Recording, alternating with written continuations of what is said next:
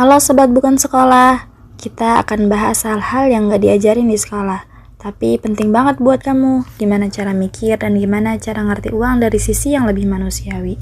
Yuk kita bahas.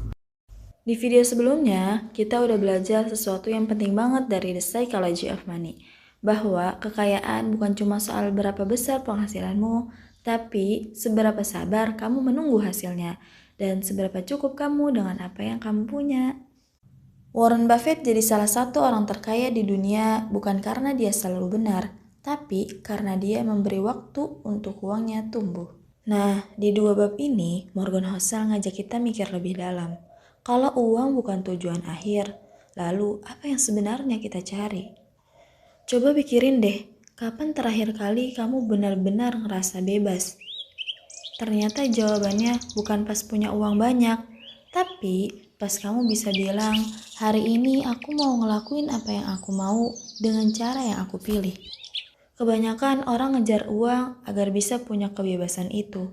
Tapi anehnya, makin banyak uang, makin sedikit waktu yang benar-benar kita miliki. Morgan Housel bilang, tujuan utama uang adalah memberi kamu kendali atas waktu. Karena waktu adalah satu-satunya hal yang gak bisa kamu beli lagi. Banyak orang berpikir semakin kaya mereka semakin bebas hidupnya.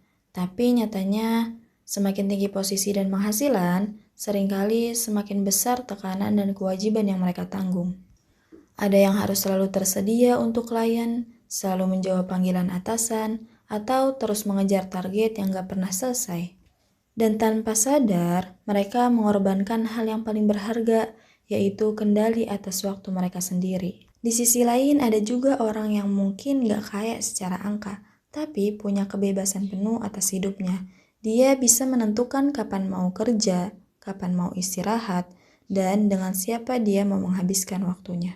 Kebebasan untuk melakukan apapun, kapanpun, dengan siapapun adalah bentuk kebahagiaan tertinggi yang bisa dibeli oleh uang. Jadi, kekayaan sejati bukan tentang berapa besar penghasilanmu, tapi seberapa banyak waktu yang kamu punya untuk diri sendiri.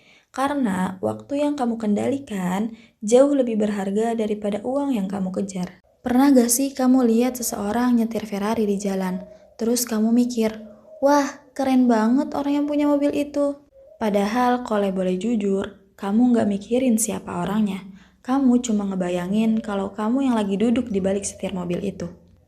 Dan disitulah letak paradoksnya. Morgan bilang, kamu jarang terkesan sama orang yang punya mobil keren. Kamu hanya membayangkan betapa keren jika kamu yang punya mobil itu. Ternyata kita sering membeli barang mahal karena ingin dihormati atau dikagumi. Tapi ironisnya, orang lain gak mikirin kamu. Mereka sibuk membayangkan diri mereka sendiri di posisimu.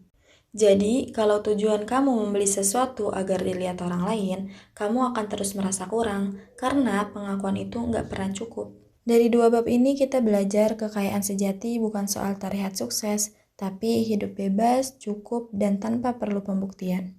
Jadi mulai sekarang sebelum kamu kejar harta atau gengsi, tanya dulu ke diri sendiri, apakah ini bikin aku lebih bebas atau justru makin terikat?